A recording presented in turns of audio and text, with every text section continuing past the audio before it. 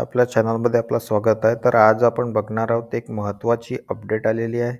ती म्हणजे कापूस व सोयाबीन शेतकऱ्यांना 5,000 रुपये हेक्टरी अनुदान.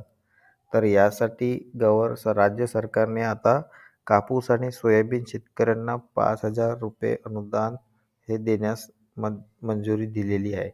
तर ज्यांच्याकडे शेती आहे कापूस आणि सोयाबीनची, अशा शेतकऱ्यांना त्यांच्या खात्यावर डी-बी-टी प्रणालीद्वारे ते पैसे टाकण्यात येतील. तर त्यांनी एक नवीन फॉर्मॅलिटी पाठवलेली आहे. काहीतरी फॉर्म भरायचे आहेत आणि ते फॉर्म तुम्हाला जोडायचे आहेत. तर या बघा, या ठिकाणी तुम्हाला तुमचा आधार नंबर वगैरे लागणार आहे. तर या ठिकाणी तुम्हाला परिपूर्ण माहिती देण्यात येत आहे.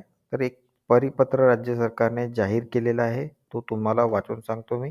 बघा, तर या ठिकाणी लिहिलेलं आहे की सन 2023च्या खरीप हंगामातील कापूस व सोयाबीन उत्पादक शेतकऱ्यांना अर्थसहाय्य देण्याबाबत.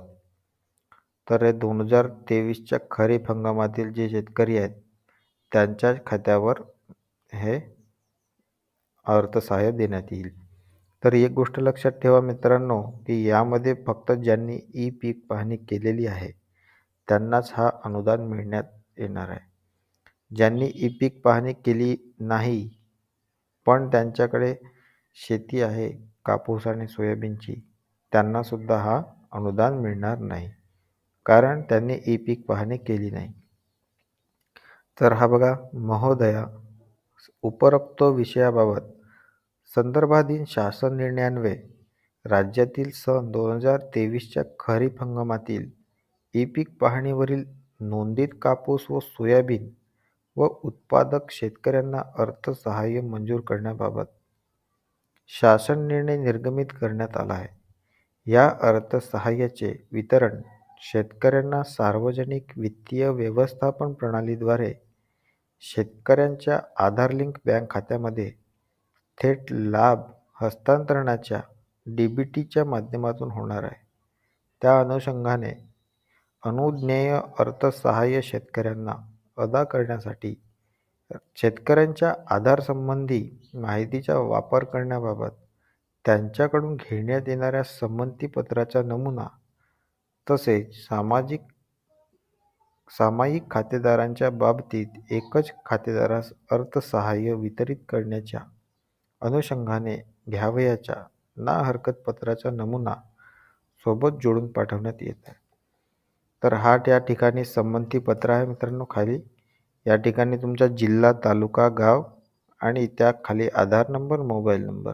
तर हा एक संमतीपत्र आहे आणि त्याच्या खाली इथे एक सामायिक खातेदार ना हरकत पत्र, म्हणजे कुटुंबातील एकाच व्यक्तीला, एकाच खातेदाराला हा लाभ मिळणार आहे. हा त्याचा ना हरकत पत्र.